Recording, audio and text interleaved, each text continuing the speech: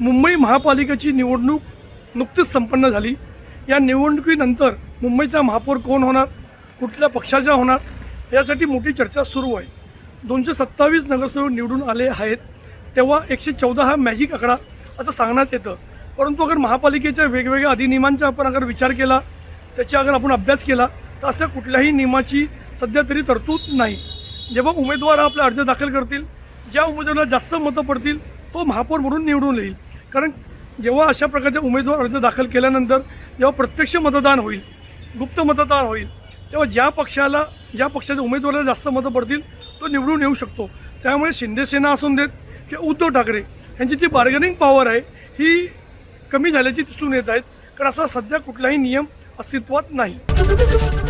ABP माझा, उघडा डोळे बघा नीट।